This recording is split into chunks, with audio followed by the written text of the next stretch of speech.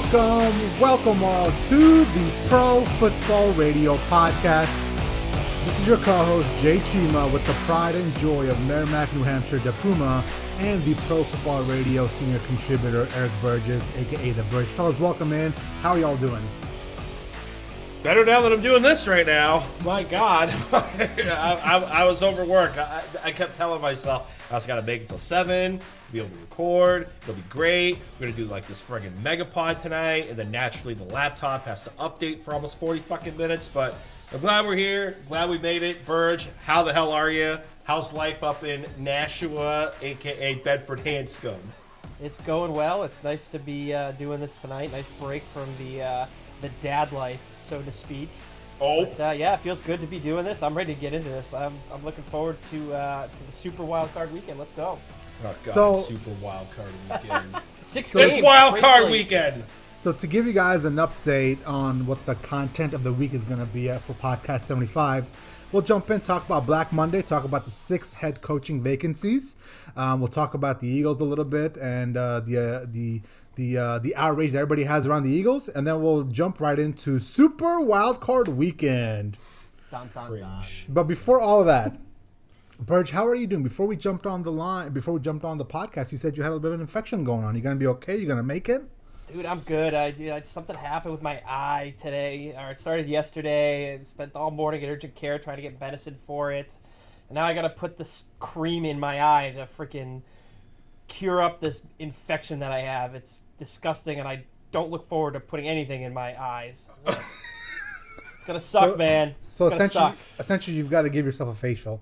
Pretty much, yes, pretty much. I was about to say it. I was about to start making noises, but Jay beat me to the punch. I understand why those were unenjoyable. Well, we were talking about the story before we jumped on the podcast, but I was like, you know what? I'm going to hold that joke and stay on the pod.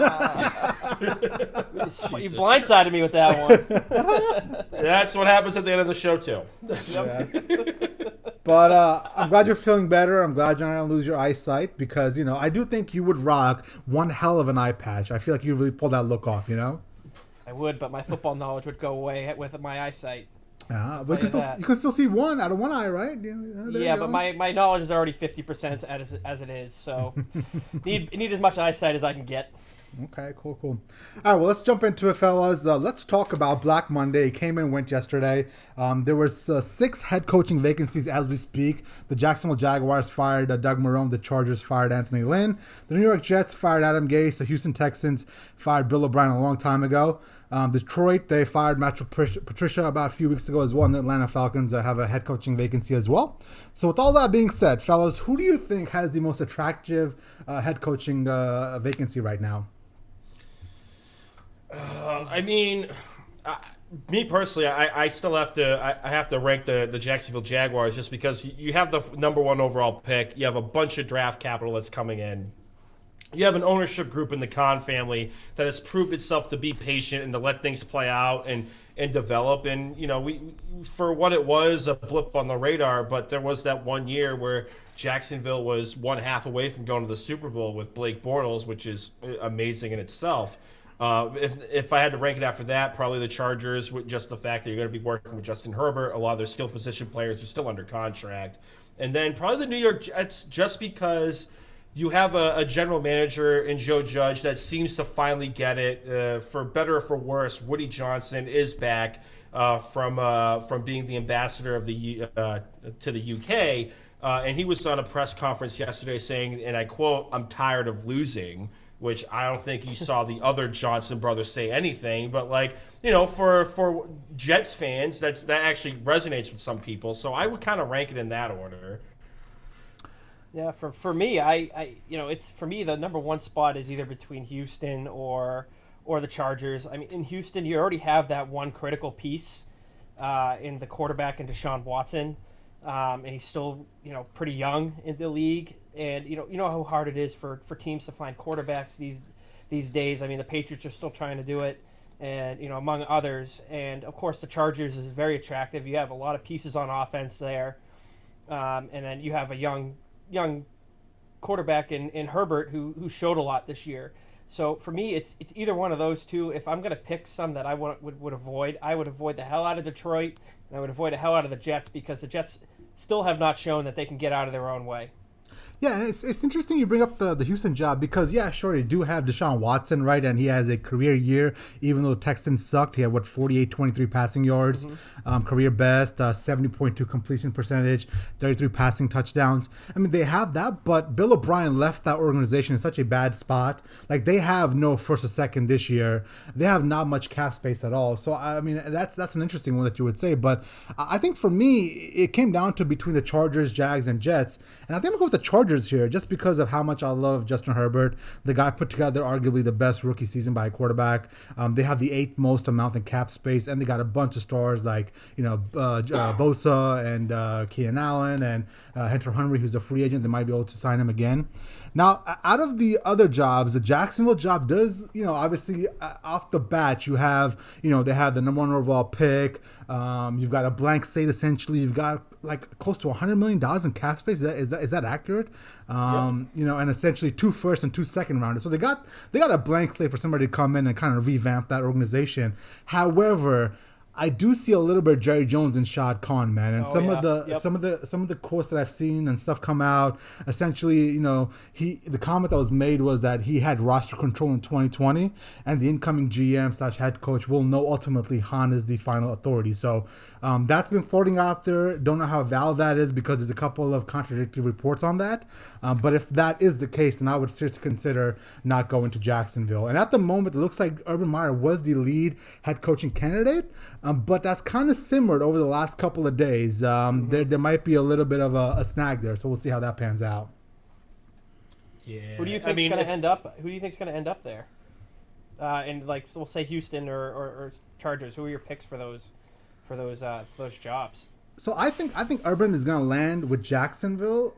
I am hoping Brian Daboll ends up with the Chargers. Mm-hmm. I think he would be great for Justin Herbert. And Marvin Lewis, he's the guy out there whose name is being thrown around. Pat Fitzgerald.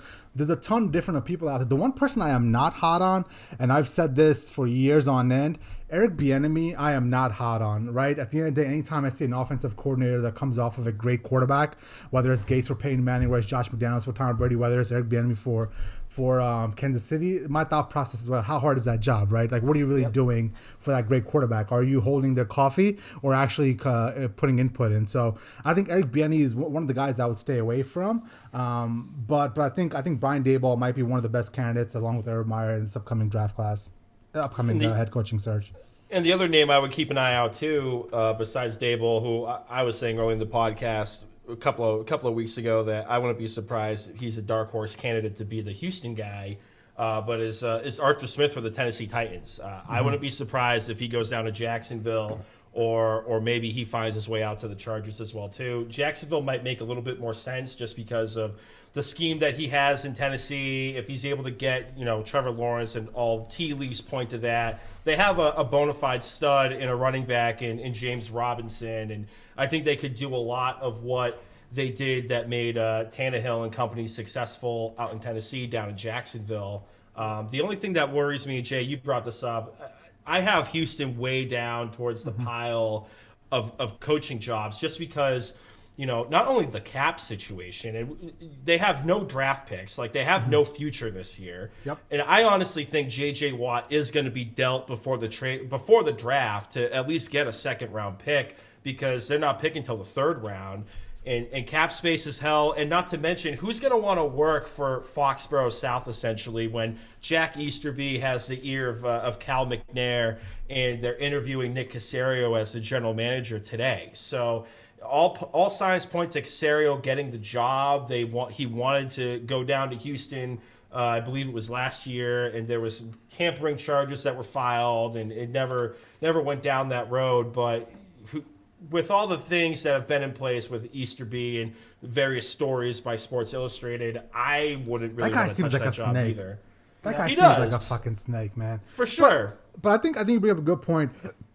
Sorry about that. And essentially, when I was doing this, I was thinking to myself, well, who's the worst who has the worst head coaching vacancy right now? And for me, it was between Houston and the Atlanta Falcons, right? Because the Falcons also have a pretty shitty situation where they have an aging quarterback with about $50 million in dead cap hit next season, which makes him almost impossible to trade.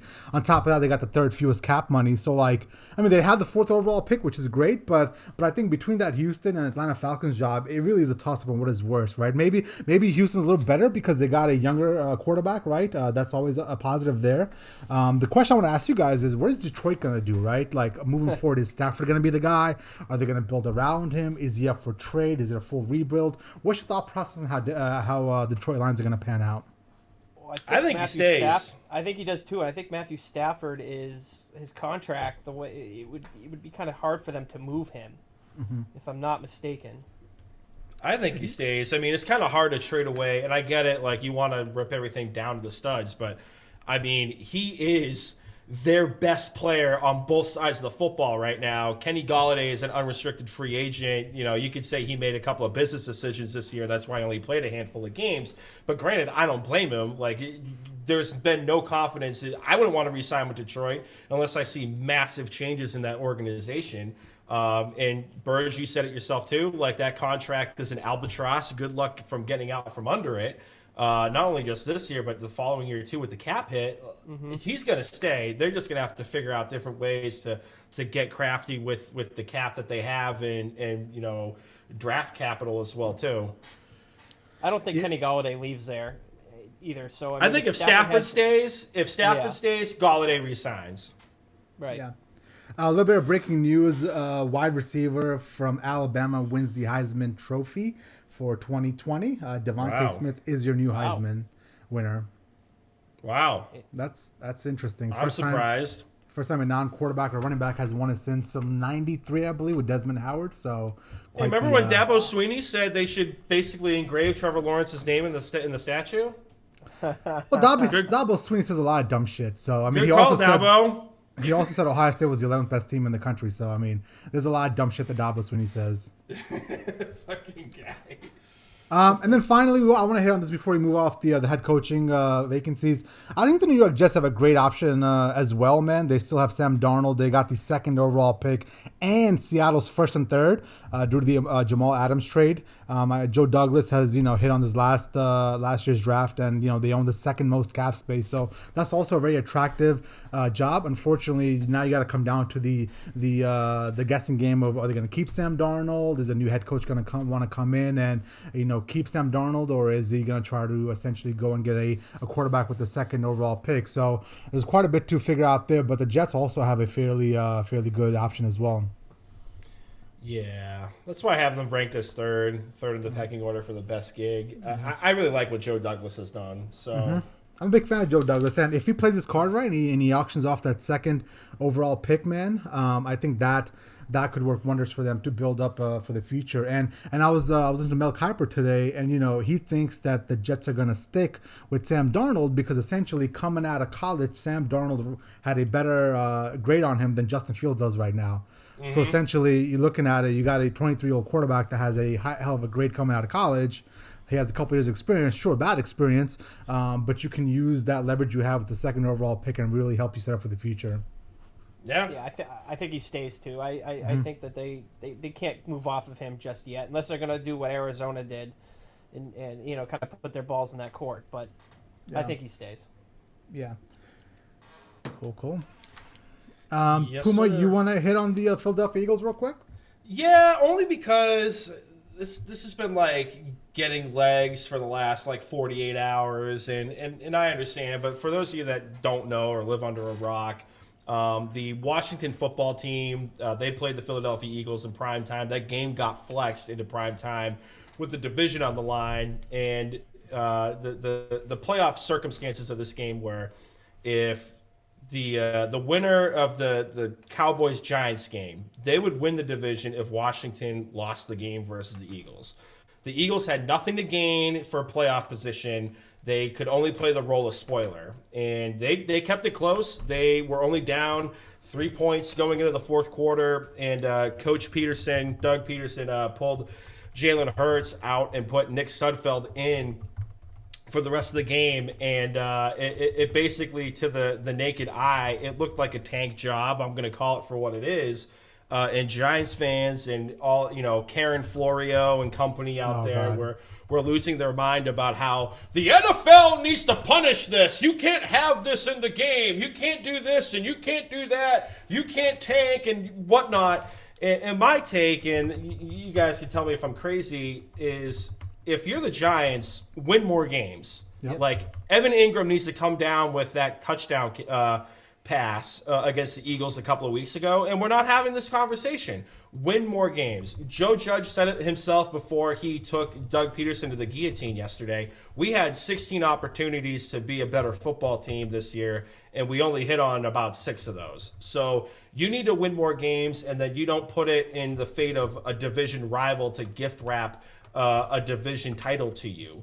I don't want to hear about how the league needs to come down on this. Nobody gave a shit when the New York Jets were basically mailing it in and called cover 0 to seal the loss against the Raiders. Nobody cared when, Dan Orlovsky ran out of the back of the end zone to cause a safety to go 0-16 that year so they could get Andrew Luck. I don't want to hear about you need to mandate this out of the game. I don't want to hear about a draft lottery. If this happened to the 1 o'clock time frame, we can all agree nobody would give a shit. The only problem is this happened on an island game in prime time. For better or for worse, Doug Peterson and Howie Roseman and company, they're in charge of that team, and they thought it was better to get a higher draft pick to get a skill position player. And you know what? God bless them. But to have people get on the high horse of the sanctity of the game, I can't get behind that. Yeah. Win more games. Listen, I think you're spot on, man. Listen, I don't have a problem with how Peterson essentially coached that game, right? Listen, the closer you are to 15th or 8-8 in the NFL, the worse off you're going to be, right? You want to be either really high in the draft or you want to be either really low in the draft because that either means you're going to get a great quarterback or you're in the playoffs, right? So I don't have a problem with Doug Peterson tanking that game to essentially move from 9th up to 6th, which is a big move in this year's NFL draft. Now, tanking happens every year. The severity of it, obviously, you might not be able to tell how severe the tanking is. We had the Jacksonville Jaguars tanking 3 weeks ago because they started Glennon over Minshew. I mean, that's obviously a tank job to get Trevor Lawrence. But, I think you're spot on, Puma. The fact that this was an 8 p.m. game and the fact that it happened to the New York market and the New York media market and all those players that kind of pushing the story is what's really kind of getting the attention of the nation. And finally, Joe Judge. I had a little bit of an issue with what he said. For the most part, I think how it looks, I think it looks bad because it's self-serving for Joe Judge and the New York Giants, right? I personally believe he was so adamant and so strong in his rebuke because it happened to his team. I believe he wouldn't have that same amount of energy if it happened between 2 NFC West teams because he wouldn't include him, right? So, people are saying online, Joe Judge is trying to protect the integrity of the game. Bull fucking shit. It's self-serving. It's happening because it's happening to his team. The integrity of the game, that's a whole lot of bullshit. The NFL this year had, essentially the Denver Broncos go out there and play with the wide receiver at quarterback just because, that in itself is also an issue with the integrity of the game, but nobody cares. So I just think Joe Judge rubbed me the wrong way with those comments, and I don't know how you feel about that, Burge, but, it's just something that I think is very self-serving.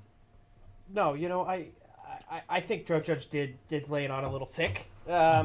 To quote Mr. Felger from earlier today, in those comments. Especially the part with the sacrifices. I mean, that part was like, that's a reach, dude. Like, what do you you were mean? fine. Imagine you were being fine with what you said about everything earlier, but to double down. Come on. Yeah, like what? You just because you got a nose swab, you got a nose swab every day, that's a sacrifice? Like, get the fuck out of here. You're getting tested every single day for 4 months. Imagine being a small business owner right now in this COVID situation. No, I definitely agree with you, and I haven't been able to relocate it, but I heard somewhere on sports radio that Peterson had said before the game that Sudfeld was going to play at some point in this game. That's right. And see what you want. Giants win more games. Don't put yourself in a position to be coming down to a division rival to secure you a berth in the playoffs.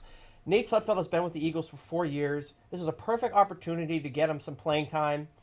On with the team, the Eagles had nothing to play for, and this and that. But on the other side of that, I will say, Peterson, I think, might have lost the locker room there in Philadelphia with this decision.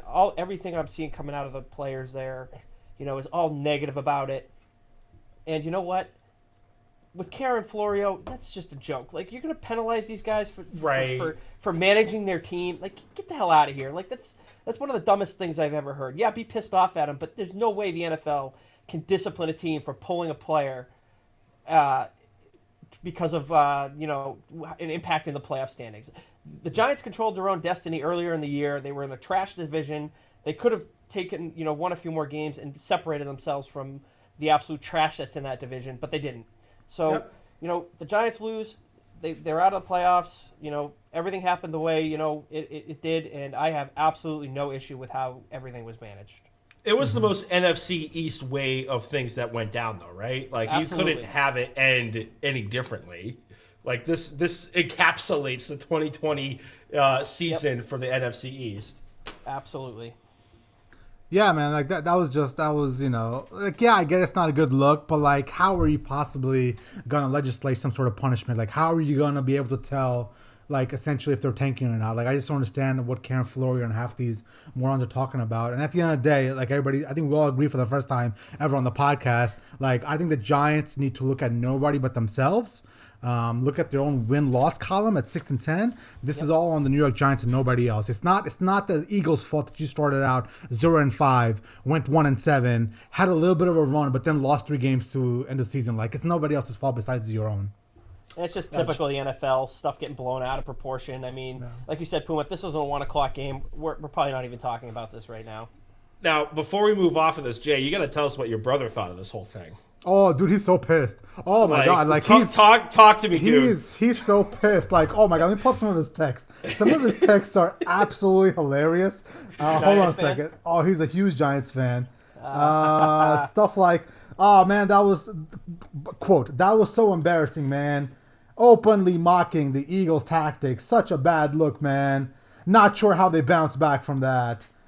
What else? Let me get some of this. Eagles will not recover from this. Lost all respect and trust of their own players.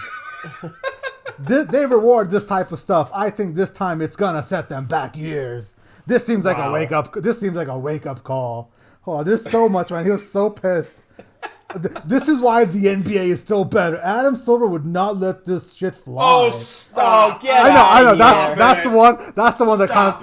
That's the one. Lost me there. All right, bro. Bridge too far, man. Well, that's the one that lost me through the roof because I had to like text back and I was like, bro, same NBA that let essentially Ron Artest go into the stands and punch fans in the face. Same NBA refs that had a fixing between the Lakers and Kings series back in the early 2000s. Like, what are you talking about, man? Yeah, he was that happy. So, Fuad, if you're listening, man, I'm sure you will. I'll send you the podcast afterwards. But, bro, it's all on the Giants, 6-10. Yeah, man. I love you, Fuad, but like that's on your boys. Win more games. Win more games. Yeah. Oh my god, he was so heated. It was hilarious. Okay, we're ready to move on to NFL Super Wildcard Weekend. Pew pew pew. All right, game 1, we've got the number 7 seed Colts at 11-5 taking on the number 2 Buffalo Bills of Brandon Puma at 13-3. They play at 1 p.m. on Saturday. Puma, who you got winning this game? I don't know. I'm asking you because I already know who you're gonna pick, but we'll play the spiel anyway. I like, obviously, with that lead up, there's really not a whole lot to talk about. I like the Bills in this game. Their defense is clicking on the all the cylinders at the moment. I mean, they even had their backups in there against my Miami Dolphins, and just completely blew the doors off those guys. But I mean, they rolled against the Dolphins. Allen's still clicking with on all cylinders with Stephon Diggs, even though if they had a practice, he would have been listed as did not participate. I think he had an ankle injury of some kind that kind of held him out of a walkthrough today, something to definitely keep an eye on. But I think this defense is clicking at the right time. And I love me some Phillip Rivers. You guys know that as well, too. But, I mean, playoff game on the line in Buffalo. Buffalo is actually going to have fans in the stands for this game. I think they're going to have about 6,700. Are you going up? And you know what? If I had tickets, why not, Jay? I get tested in a cocaine heartbeat just to stick it to you two guys. But I mean, hey, I'd go with you, man. I love Phillip Rivers, but the costly turnovers, man, that they almost let the Jags back in the game last week. The key for Indy to win this game is to just run the football. Jonathan Taylor looks like a man amongst boys. I was on the pod earlier this year, and I kind of had trepidations about the fumbling issue. And Jay, you kind of brought this up too, because you watched him at Wisconsin. The fumbling issue was real, but he seems to have righted that ship. And hell, if you even look at fantasy mock drafts for next year, they have Jonathan Taylor as the number 2 pick on the board for some reason. And really just run the football and keep the ball out of Phillip Rivers' hands, and that's going to be the key to the game. Buffalo right now, they're 6.5-point favorites. The over-under is 51. I like Buffalo laying the 6.5 points here. If it was 7, I might start thinking about Indianapolis, but if it's 6.5, give me Buffalo in this game. I kind of like the under just because they're going to be up in Buffalo, and it's Buffalo in the wintertime. Hey, Burgess, let me go and let me give my pick because I know where you're leaning, and I want to get this out of the way before fight night, ding ding, right? But listen, I think the keys to Indianapolis winning is essentially establishing their run game with Jonathan Taylor and Naheem Hines. I think you just mentioned it, Puma. Jonathan Taylor is coming on really strong in the last few games, and even overall their run attack has been fairly strong for the last 5 weeks. They have 5 100-yard games in the last 5 weeks and 2 200-yard games, right? So essentially, run the ball, take some pressure off Phillip Rivers. That's how you win. Now, the key to Buffalo to winning is going to be able to move the ball through the air as effectively as possible. The Colts have allowed opponents to throw for 300 yards 4 out of the last 5 weeks, and Buffalo is peaking, so I do expect them to essentially throw a little bit of a haymaker here on the Colts defense. Buffalo's averaging 47.7 points in the last 3 games. And the Bills, they should have enough offense to win this game, but I do think the Colts will control the ball at the time of possession, right? So I think Bills 31-24. Listen, I really like Phillip Rivers as well, but I just think there's no way he's going to go up to Buffalo and outduel that high-flying offense right now. So with that being said, Burge, it's all you, man. Let's hear it. Can't wait. I already got my Captain Morgan straight ready for this. Me too. So Me too. Let's go, Burge. Ding, ding, ding. Round 1, Apollo versus Rocky. And I'm going to be Rocky here because I'm going with the Indianapolis Colts to win this game. I love Indianapolis' rushing attack. Buffalo's defense has shown at times that they can be vulnerable against the run. I'm pulling for Phillip Rivers this year. You could probably call this more of a heart pick than a brains pick. Obviously, the how Buffalo's playing right now. They're balling out. They're beating everybody. Pretty good. And you can say what you want about that Miami game last week against a potential playoff team, but Miami just didn't show up to play. They weren't ready to go at all. And I think losing Ryan Fitzpatrick really hurt them in that game. And I think that they might have put up some more fight on the offensive side of the ball, maybe possessed it even longer and, kind of controlled it a little bit more. But, I'm really pulling for Phillip Rivers.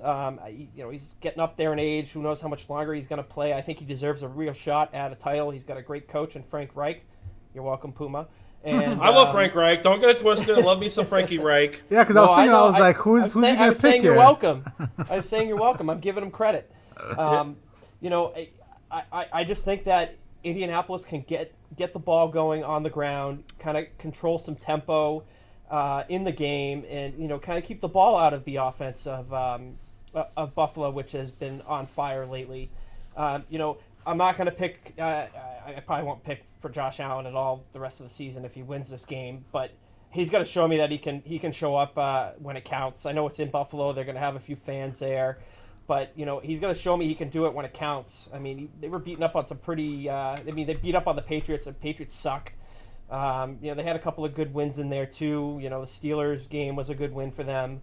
But, my gut's just leaning me towards Indianapolis in this game. And you could say it's bias. You could say it's hate. Say it all you want. But Indianapolis is going to win. They're at least going to cover in this game. But I'm picking them to win outright. Yeah. And, I wouldn't touch the over-under in it. Well, listen, I think I wish more than anything the Buffalo Bills lose this game because I am no fan of Josh Allen. I don't even front about that.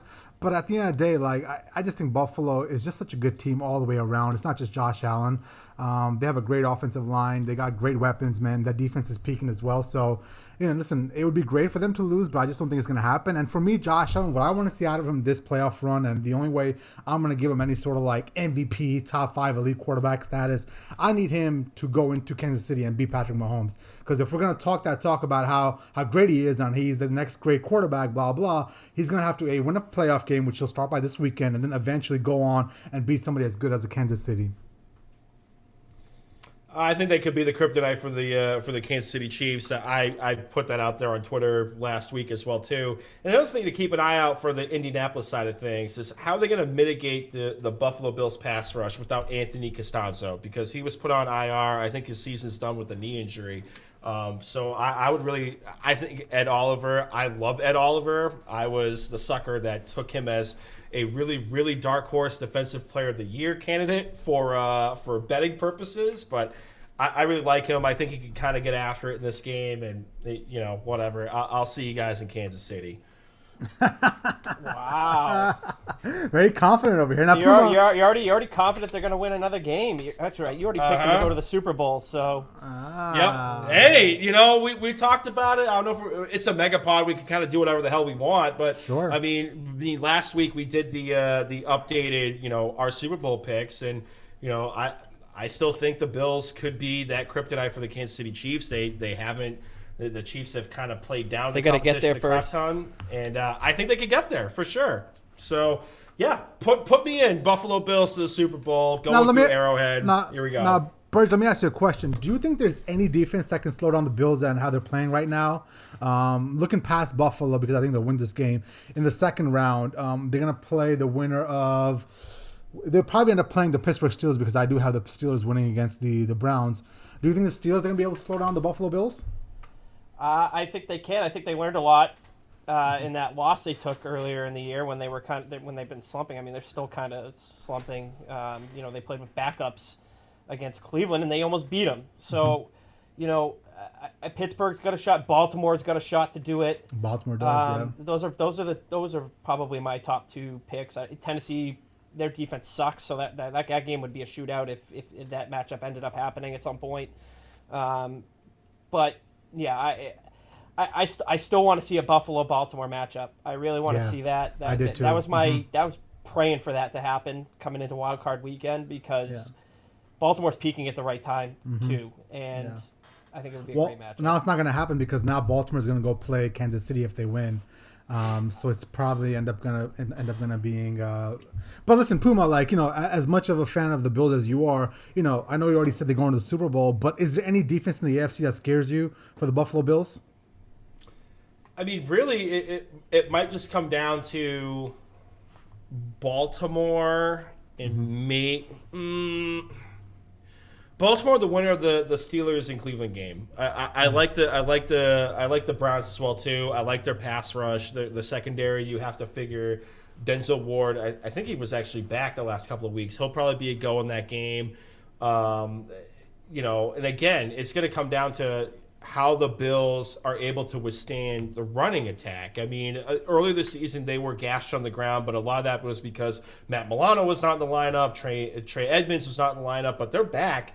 And they've been able to kind of withstand the blows at times. So, it's really going to come down to who can run the football better. And the Browns and the Ravens are the first one that jump off the page of running the football effectively, besides the Tennessee Titans with the running refrigerator.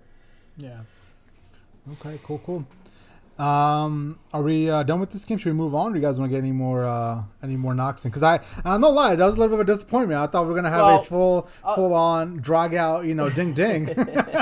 Well, I'll say this: I think the real way that you beat the Buffalo Bills, the way they're playing right now, is with a strong running attack and possession and keeping the ball out of their offense's hands. If Indianapolis can establish a run game and establish a long, sustained drive, early on in that game, I think it's going to present issues for the Bills. And if you're picking the coin toss in that game, if I'm the Indianapolis Colts, I want the ball to start that game.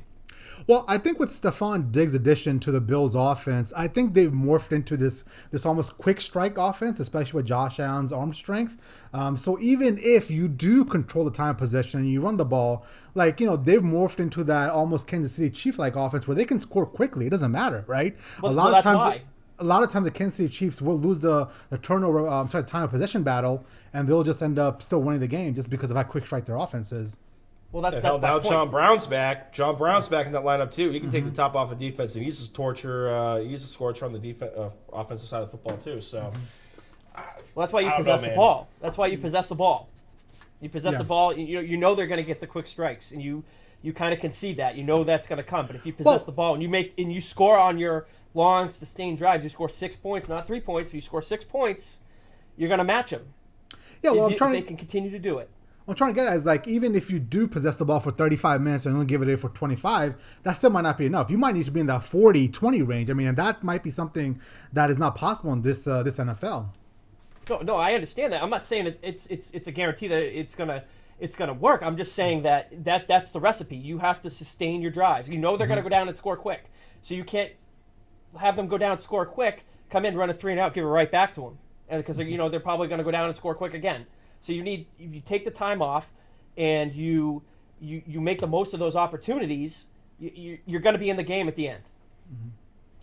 Now, Puma, are you working this Saturday, or are you just going to sit in front of the TV at 1 o'clock and start watching?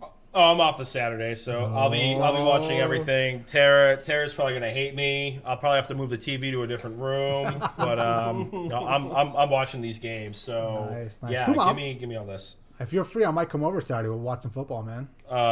It's an open invite.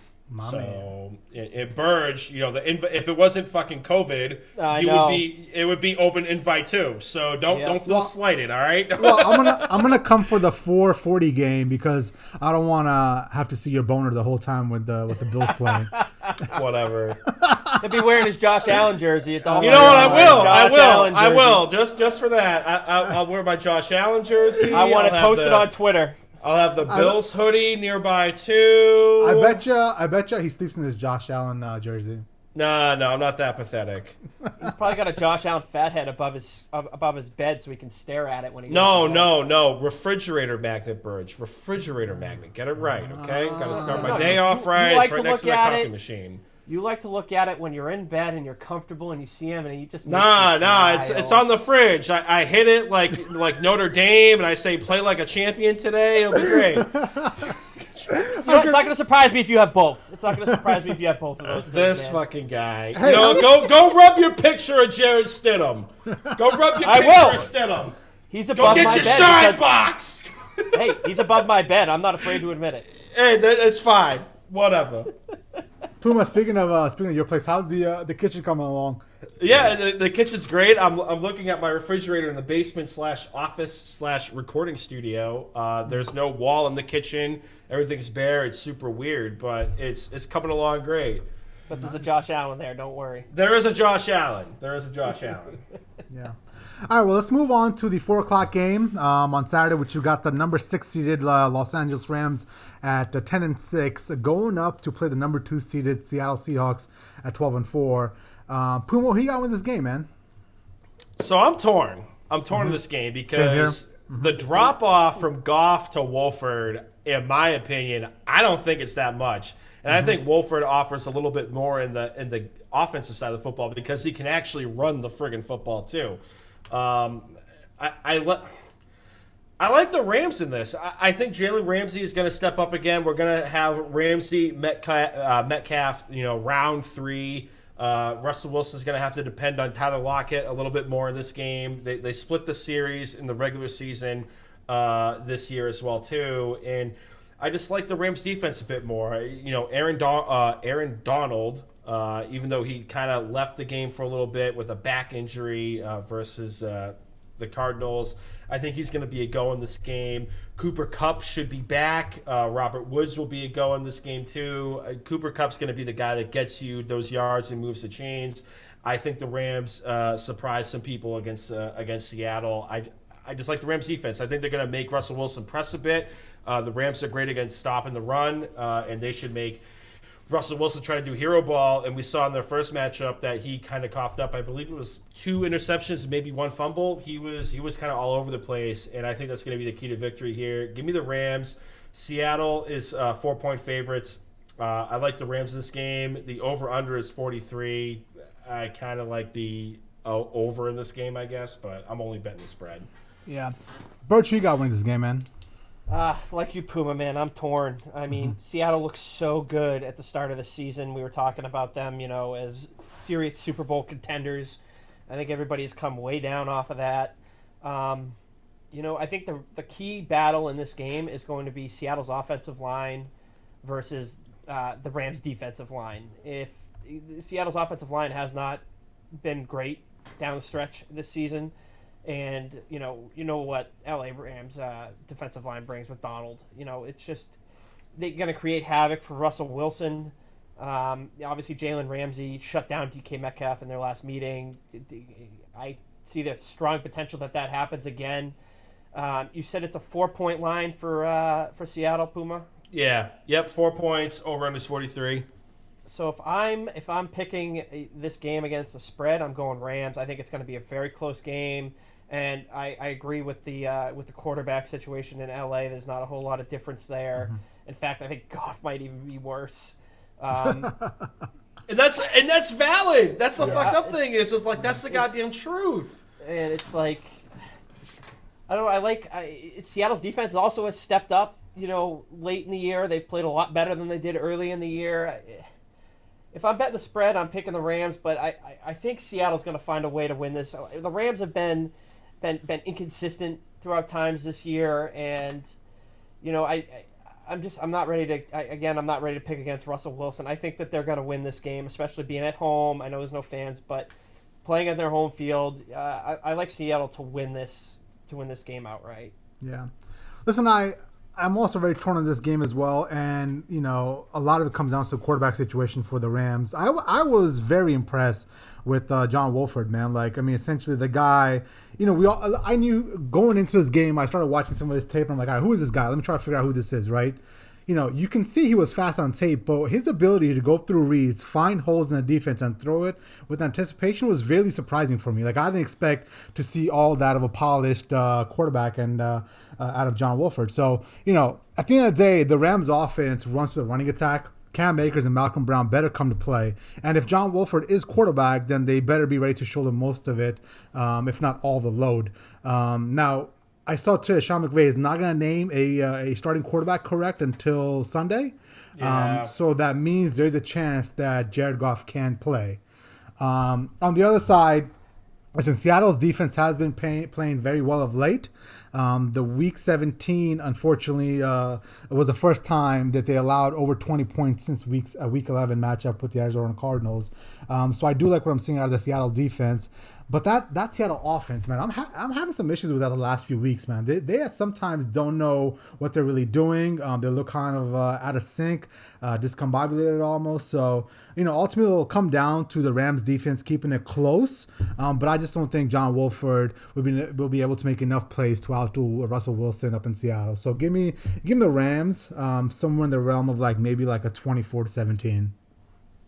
All right. Another thing to keep an eye on too on the Seattle side is the running back position, because Chris Carson, I think he gave a lot of those carries away last week to Rashad Penny. He came off of the ACL injury last year, kind of working him back in there. Carlos Hyde, he missed last week with an illness. So maybe if they get these 3 guys going in this game, that might help a few things. But definitely something to keep an eye on. And Jay, to your point of they seemed a bit discombobulated. It seems like they're almost caught in no man's land. They want to let Russ cook, right? But they also want to go back to the roots, and that's run the football and lean on their secondary. But the defense, up until the last couple of weeks, has not been that great. So I think that's kind of where you see the somewhere in the between that the Seattle Seahawks are at.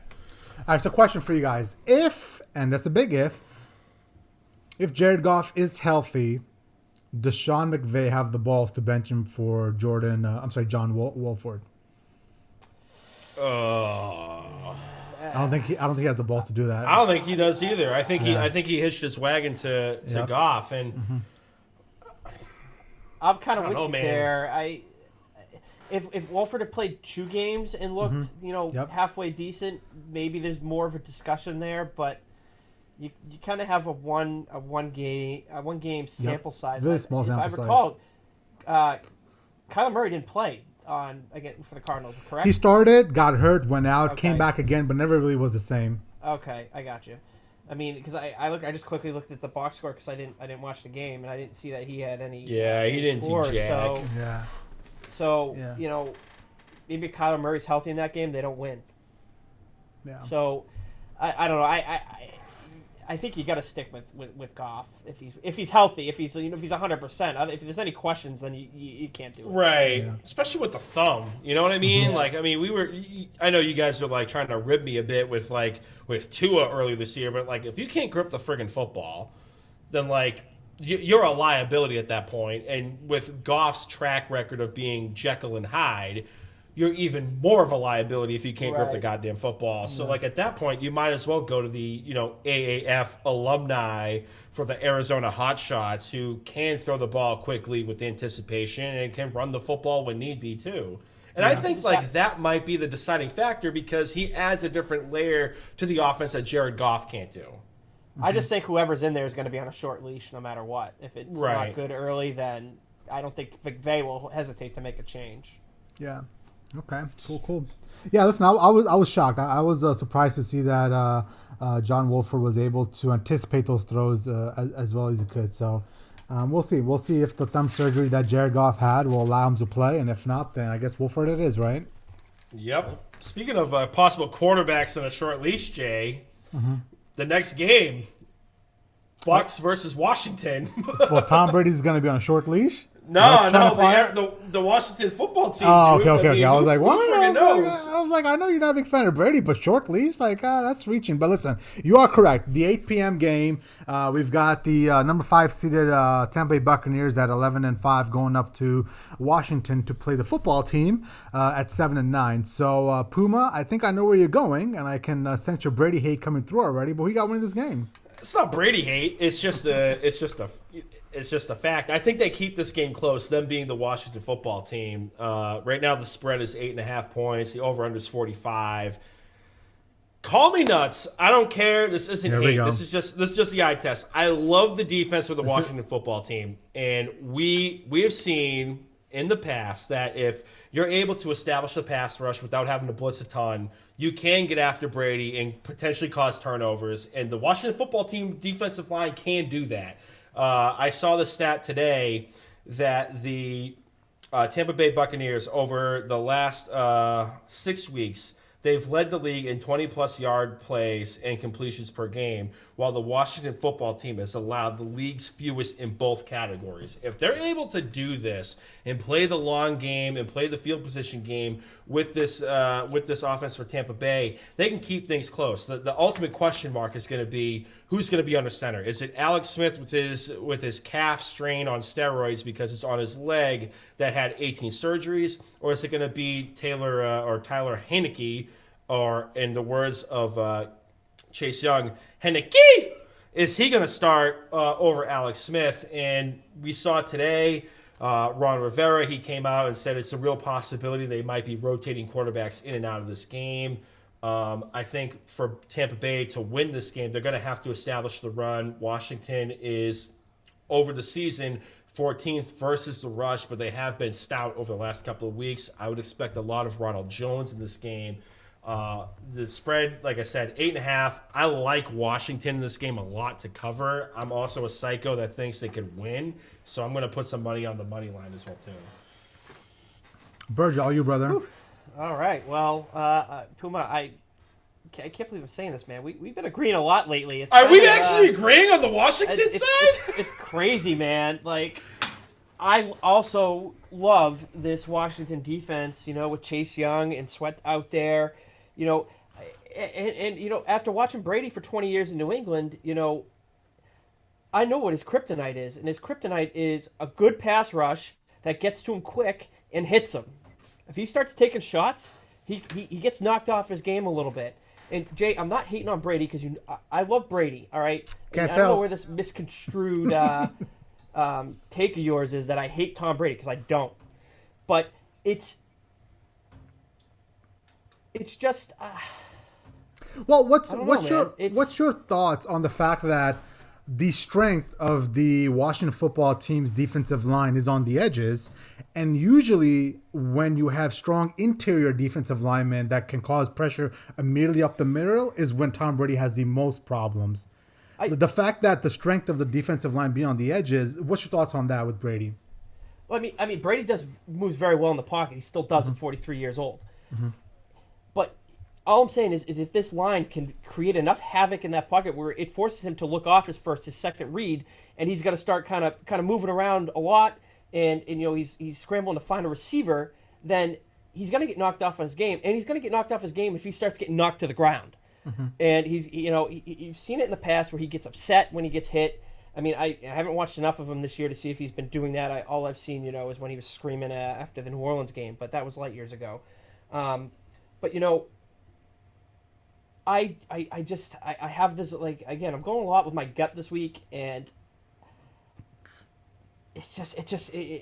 I'm leaning Washington in this game. I definitely love them to cover. They're gonna keep this game close. Well, I think we all agree it's going to be a close game. Even I think it's going to be a close game. But do you actually will go on the limb and say that they're going to win? I fucking will. So I'll go for it right now. So I think Deron Payne and Jonathan Allen would like a word about interior rushers that can get pressure and get after Brady. I think they would definitely like a word in regards to that.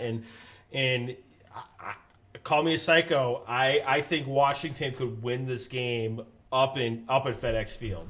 Well, here's my thought process on the Washington football team's defense. Yes, they have a great defensive line. But I think their secondary can be had if you don't put that pressure on the quarterback. And I do believe if they're not getting to Tom Brady immediately or within like 2 seconds, he's going to be able to torch that secondary. So, yes, their stats are gaudy on defense, but it's all predicated on that defensive line playing well. If somehow the if the Tampa Bay Buccaneers can actually provide a little bit of protection for Brady, I think that defense can be had.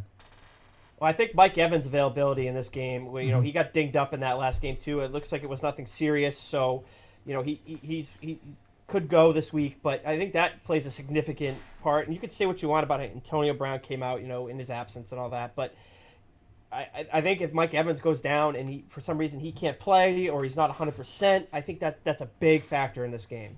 Yeah. Going against a good defense. Well, the real question I have is, can the Washington football team score enough, right? Like, sure, Washington defense will hold. I do think it's going to be, they might be able to hold Tampa to 20 points, maybe 24. But can Alex Smith and that Washington football team muster up 24, 25, 26 points to beat them? And I think that's a tall task, right? Even if Washington leans on the ground game behind Antonio Gibson, the Buccaneers have allowed the fewest rushing yards per game in the NFL this season. They've also allowed the least rushing touchdowns in the league as well. So while the secondary for the Buccaneers has been hit or miss this year, their run defense is stout. And if you shut down the Washington run attack, can Alex Smith carry them with the issues that he has? That's my question, and I don't think he can. I mean, at the end of the day, I'm gonna have Tom Brady and the Buccaneers winning this, and it's gonna be close. Like I said, it's gonna be like a 27-20 game, 26-20, but it's gonna be a close game. I will take Washington to cover as well. I think. Real quick, I'm sorry, Burge. I don't mean to keep cutting you off, but real quick, Antonio Gibson, I think he can break off a long run to find his way into the end zone. And I love Logan Thomas in this game. This is just a gut call for me right here, but a lot of that coverage is going to roll towards Terry McLaurin, aka the captain, and I think that's going to open up Logan Thomas in the passing game and quick routes. I mean, we saw this against the Pittsburgh Steelers. They were able to do methodical drives through something like that. With Logan Thomas having a day, I think they could do that against this Todd Bowles defense. I'm picking Washington to win this game outright, just in case I didn't clarify that. Okay, so we've got two hating ass people picking against. I'm just more amazed. I'm not going to take the bait on that. I'm just really more amazed that Burge and I are keeping the agreement train going, short of that bump on the tracks with the Indianapolis and Buffalo. What's this little alliance you got going on here? I don't know if I like this. It's you're trashing a Bill Belichick that's got me all triggered. Oh, here we go. Now it's fight night. Here it comes. Megapod. Ding, ding, Megapod. ding. No, can't do it tonight. I saw Virgin. Just a quick comment on that. I saw those comics yesterday coming through his radio interview. I almost fucking threw my phone. I was so fucking heated. But that's for a different time and different debate. But listen, it's gonna be a great game. It's gonna be a great game between the Washington football team and at the end of the day, I just cannot in good conscience pick Alex Smith over Tom Brady. But listen, I'll be the first to admit it's gonna be a close game. It's gonna be fun to watch, and we'll see what happens, man. Now I do think at the end of the day that they will get this win, and they won't win next week because I was telling Burge before the podcast started, the Buccaneers are really gonna be good next year. Next year is gonna be the big Super Bowl run year, but I think they'll be able to muster out this win and end up losing them in Green Bay next week. Washington wins if they score on an interception. That's it. They got to score on defense. They got to create a turnover. They got to score on defense. That's going to be the key to the game. Yep. All right, let's move on. Any more questions? Any more comments on that? Let's get to the goddamn Saturday primetime game. That was Saturday primetime. Oh shit, Sunday. My bad. Sunday morning. Let's get to the Sunday 1:00 games.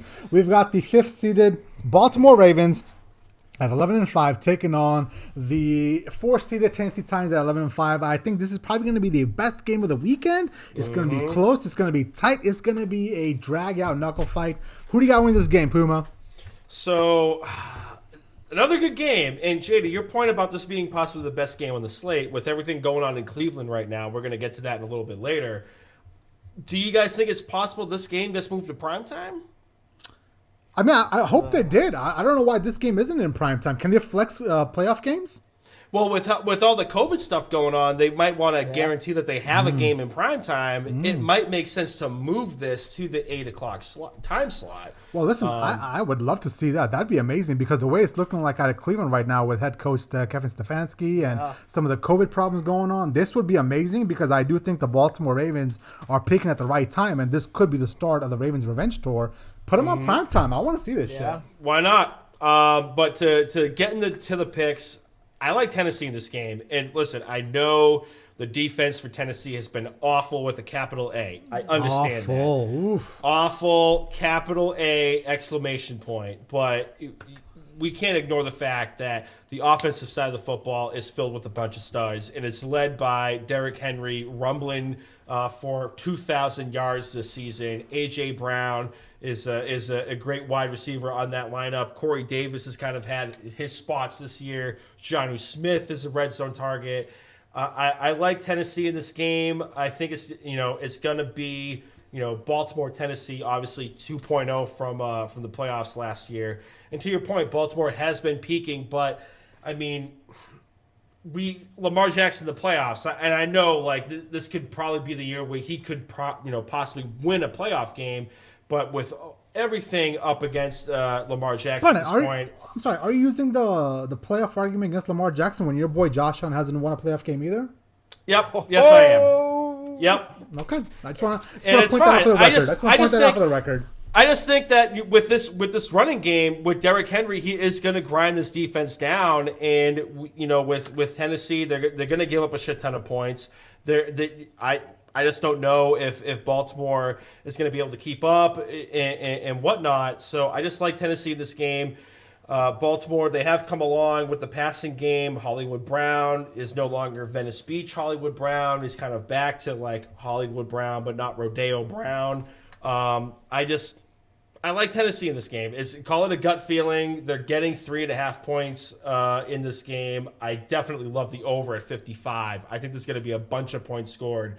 But I just call it a gut check. I like Tennessee in this game. I think they're going to have a hard time stopping Derrick Henry. Man, we got a lot of gut calls on this podcast tonight.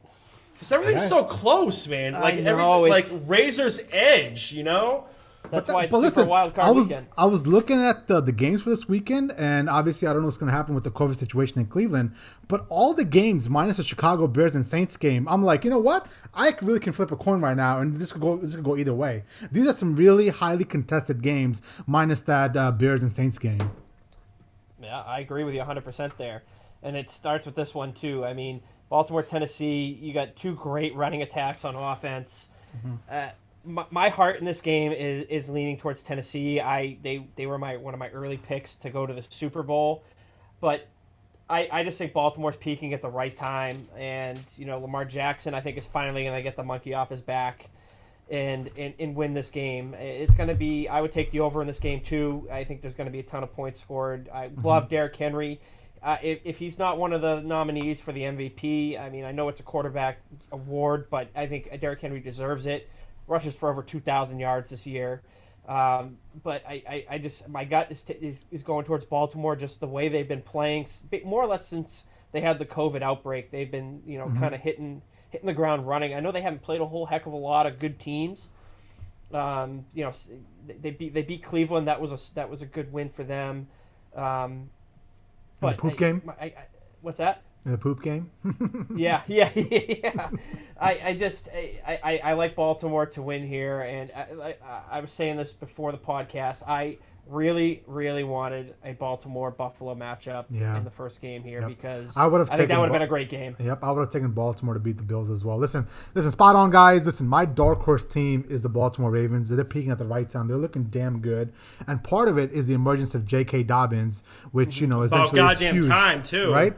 You pair him with Gus Edwards and Lamar Jackson and running attack. You've got one potent-ass, lethal offensive attack coming your way. The last 5 games, they're 5-0. They're second in points per game at 37.2, but they're also fifth in points per game allowed at 17.8, so defense is stepping up as well. On the other hand, though, the Tennessee Titans, man, that defense has some serious issues lately. Puma, you alluded to it. They gave up 29 points in the second half against the Houston Texans last week. And in total, they've given up 78 points in the last 2 games. Like, they got some serious issues to work out. It really is going to come down to the Tennessee offense, who will need to put up at least 30 points to stay with Baltimore. I don't think it's going to happen. I think at the end of the day, the Titans, they had their chance to win a Super Bowl last year when they're up like 17 or 10 or whatever it was in Kansas City and they weren't able to close the deal. I think their time has come and gone. I think now it's Baltimore's time. Give me Baltimore 33, Tennessee 28. Yeah, the question I want to ask you guys, though, is this the start of the Ravens' revenge tour? Do you guys think they can actually go and beat the Kansas City Chiefs? Because that will be the next game if they're able to beat the Titans this week. I mean, I picked Tennessee, so that's a no. Mm-hmm. How about you, Bird? Do you think they'll be able to go into Kansas City and beat the Chiefs? I mean, right now I would say no. Mm-hmm. I'm not picking against Patrick Mahomes until somebody proves me wrong about that. I think that they're going to go to the Super Bowl again. They're still my pick to go out of the AFC to the Super Bowl. So I don't think it can happen. Cool. All right, let's move on to the worst game of the weekend. The Chicago Bears at 8-8 taking on the New Orleans Saints at 12-4. I don't know where we're picking this game. I see no way the Bears are going to win this game. But Puma, we got winning this, man. Oh, God. The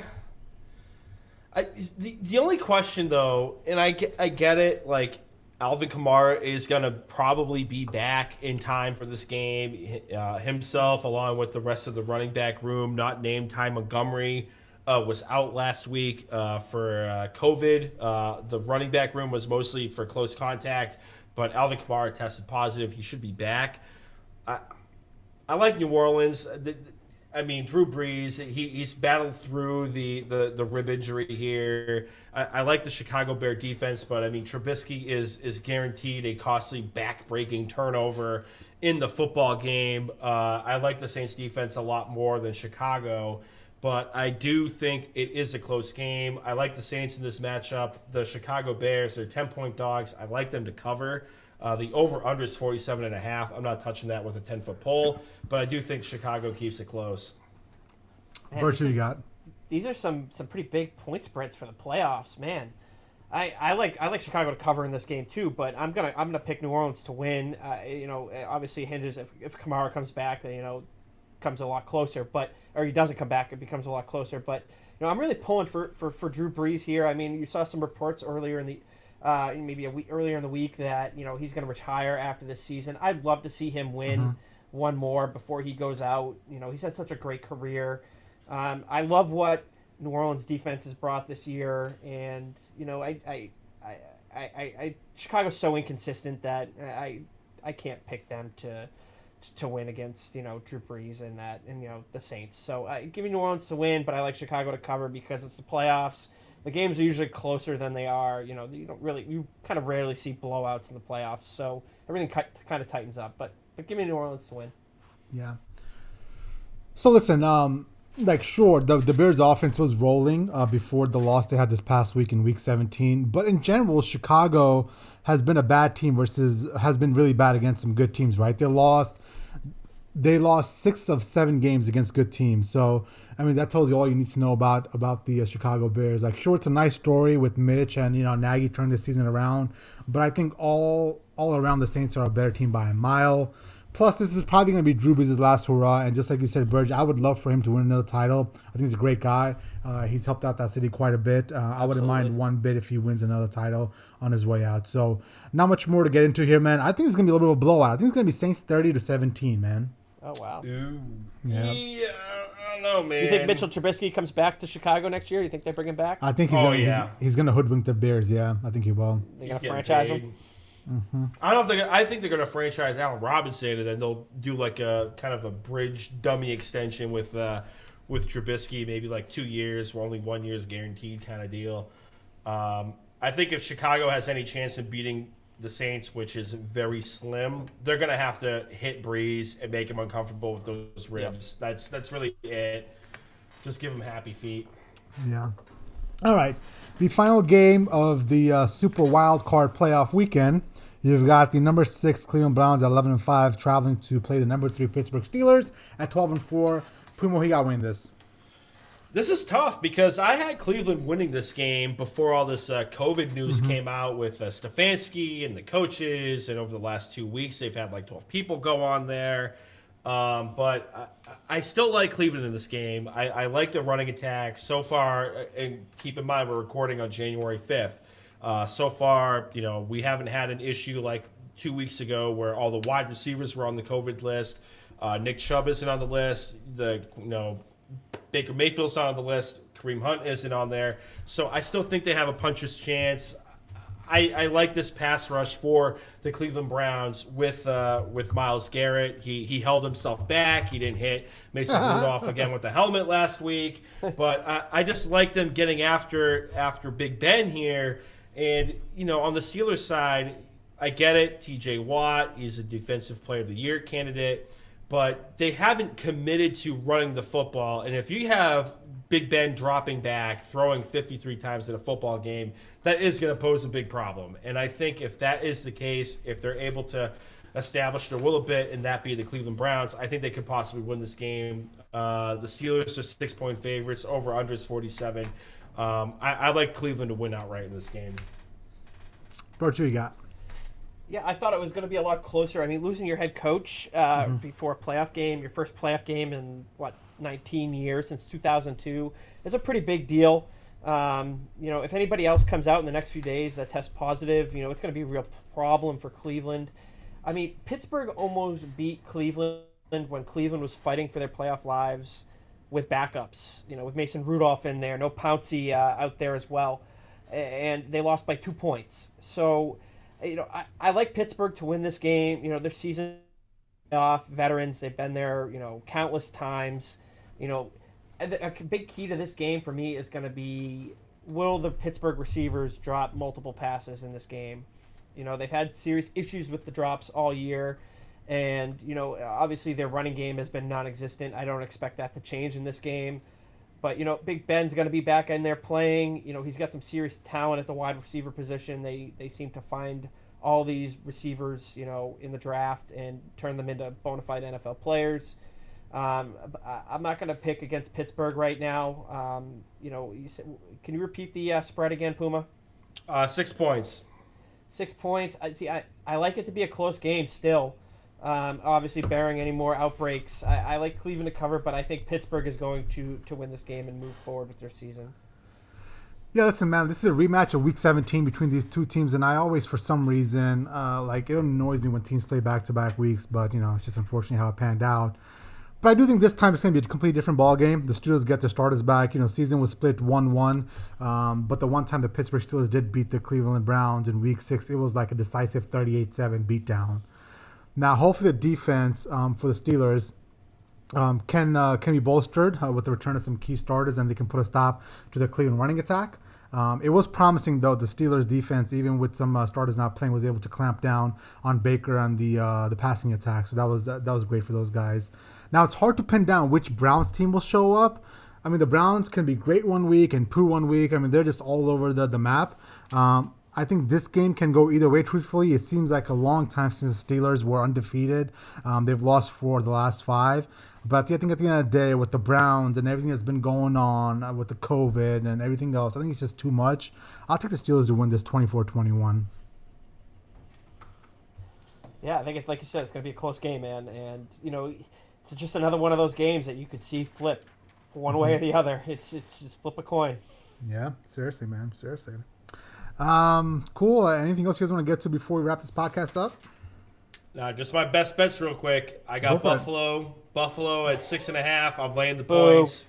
Give me the Rams taking points at 4-point underdogs. Washington 8.5. I'm going to bet that. I'm also going to put money down to the money line here. Tennessee Titans as an underdog. 3.5 points. I also love the over in this game. Chicago, I think they could cover the 10-point spread. Cleveland, give me. I think they're going to cover. I think they're going to win outright with the 4-point spread as well too. So give me or 6 points, I should say. So give me all this. I'm barking with the dogs a lot this week, but I like this, and I'll put a decent amount of money down on Washington this week. How much is decent? Oh, let's see. Probably like 1 unit. What's a unit? $100? Well, it depends on what each person's bankroll is. So, Nice. I'll probably end up putting like between the money line and the point spread, probably like $50, $75, something like that. Nice. Not bad. Real Cool. quick before we wrap it up, do you guys like the new format this year with the added game, the added wild card spot, and the one less bye? Do you think it's going to be good for the league? I think so. I like it. It's it's more football, it's more playoff games, and earlier this year I was on the record saying, "Oh, great, we're like turning into the NBA here." But with what the competition has been like this year, I think it's just going to be a great weekend of watching football, and I think this is kind of what the doctor ordered in regards to viewership and whatnot. And with a lot of these games being put on Nickelodeon, going after a younger audience, I think that's great. Yeah, so what is up with that? Is like SpongeBob and Patrick going to call the game? Like, what's the deal with this? I think they're going to have like mini cameos coming in and out of commercial break kind of deal. But I think you're going to see some Nickelodeon characters on the broadcast at some point. It's no different than like ESPN with the Muppets. I might have to go over and check it out real quick, see what the dealio is. I'm a big fan of Patrick and SpongeBob. They're my boys. Mm-hmm. I admit. Do you think they'll sing "Sweet Victory"? You never know, man. Now, I think it's only one game they're doing that for, right? They're only doing it for the Chicago Bears and Saints game, right? Right, which makes sense for it to be on a cartoon kids network because that game's a joke. But yeah, I think it's only one. But yeah, I think it's great. Long story short, more football in the playoffs is a great problem to have. Yeah, listen, I think the fact that essentially now the bye becomes even more important, and a lot of times, teams would start resting week 15, 16. They've already locked up 1 and 2 bye weeks. So. But Jay, the sanctity of the game. We can't rest. The sanctity of the game. You can't do that. Don't tell Karen Florio that. Okay, Joe Judge. Yeah, exactly right. So. Listen, I got no problem with it, man, and I don't know. We'll see what happens. I'm looking forward to it. The playoffs are here, man. It's been a trying year. I know a lot of people had a hard-on for the NFL to fail this year. There was quite a bit of that going around, but, they've had their issues. Yes, I understand that. But to get through 256 games, man, no bubble, you got to applaud the guys. So I'm happy for the commissioner. I'm happy for the owners, and a job well done, NFL. I wouldn't say that just yet. I just hope that they can get through the playoffs without having any kind of outbreak too. I do think that there's a little bit of a mistake being made here, and it's not really on the owners, the commissioner, because the players won't allow for a bubble. The CBA and how it's written would have to be kind of rewritten for a bubble to happen. But I do think that this might essentially lead to some competitive issues here with the playoffs. But then again, it's not the owners or the commissioners' call. It's all about the players and how they wanted it. I think a bubble would have made a lot of sense for the playoffs. Just to protect. You're talking a a month to be down there. Yeah. And a lot of these other leagues, the NBA and the NHL did it. It was just for the playoffs, and they went into a bubble, and everything worked out just great. You didn't have any games even close to being worried about being canceled or having to be moved, or TV slots, all that. They just got it done, and it would have been nice to see that. It would have kind of made me feel a little better, that nothing's going to happen. I mean, you see what's happening with Cleveland right now in going into the playoffs. So yeah. Well, listen, I think during the middle of the season there was a story being floated around the NFL could consider a bubble, but it was quickly shot down essentially from the players. Yeah. In a perfect world, I would love for them to end the season, have a week off, so everybody kind of gets caught up on those COVID tests, and essentially if there's any positives, you can kind of weed those out, and then go into a bubble for the team. So, but unfortunately that didn't happen. Let's just hope for the best and hopefully get through all the games in the playoffs. Yeah, I just hope COVID doesn't kind of derail some of these teams just because, bad luck, I guess you could call it. Yeah. Cool. So, Yep. Anything else, guys? You want to wrap it up? I'm good. I'm good. All right, Puma, it's all you, bro. All right, so this episode of the podcast and previous ones can be found on SoundCloud, Spotify, Google Play, Google Podcast, Stitcher, YouTube, under Pro Football Radio Podcast, social media, Facebook, Instagram, Pro Football Radio Podcast, Twitter, at PFR Podcast. I'm on the Twitter machine, Brando_Puma. Jay Cheema is at Jay Cheema. Our senior analyst contributor, Burge, is at Burge the Goalie on the Twitter machine. He loves to have himself a day going after 98.5, the Sports Hub, so definitely worth the follow as well, too, obviously. Hit us up on social media, like, subscribe, download. We want to make this podcast towards you guys, so any input or mailbag questions greatly appreciated. And let's enjoy the playoffs while we have them, boys. This is going to be great. Burge, didn't you have something with Bedard today? What was happening with that? Oh, Mr. Bedard. Oh, man. Bedard joined the Mr. the Bedard. Mr. Bedard. Oh, man. What are we dude, in school here, Mr. Bedard? Oh, no, I was loving Mr. him today, Feeney. man. Oh, hey, don't be hating, man. Oh, you're going to be hating when you hear what he had to say. But, he was spot on with his talk about the Buffalo Bills today, and I was like, let's go. What did he say? He said that they have a fancy quarterback who is, playing well right now. But let's be honest, Josh Allen had a great first 4 games, in the last 3 games, but in the middle, he was an average to below average quarterback.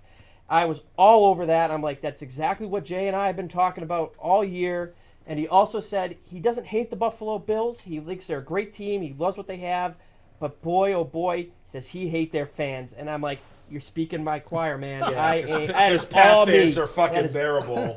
Oh, man. That was all me. And I'm like, dude, you hit it spot on. I bow down to you. Okay. Yeah, because Pat fans are fucking bearable. Okay. I am. I know what I'm talking about. Let's be honest. Y'all are trading in Cam Newton and Jared Stidham in a cocaine heartbeat for Josh Allen right now. Let's stop that train. I would not. I'd rather have a rookie. Okay, Yes, Burge. Okay. Same here. I'll pass on Josh Allen. I'm not hitching my wagon to Josh Allen. No way. Yeah. Okay. Maybe in 3 weeks, if he actually wins a playoff game, I might consider it, but I'm out for right now. Okay. I'll be there we'll find out. I'll be there with you. He wins something, okay. But I'll always be Punch saying, their man. ticket versus Cleveland. Okay. Last thing before we could jump off. Did you guys see those Von Miller texts this morning? And what was your reaction when he saw those? Like, is there anything that the league can do about this, or is that just a bad look on him, I guess bad luck on him. I mean, the guy's been out of the league for, the season because he tore his knee up in training camp. But no, in all seriousness, like fucked up shit, right? It was messed up. Like I don't know why. We don't have to repeat any of that, anyways, man. No. We don't have to get into it, You would put that on there. If you want to look it up, just go to Twitter. He's trending for notorious reasons, but. Long story short, there really, in my opinion, I don't think there's really anything the NFL can do about it. So, I think it's a terrible look for him as a person, just as a person overall, not even as an athlete, just as a person. It's a terrible look, and I always respected him, and it took a hit reading those text messages. I was just like, wow.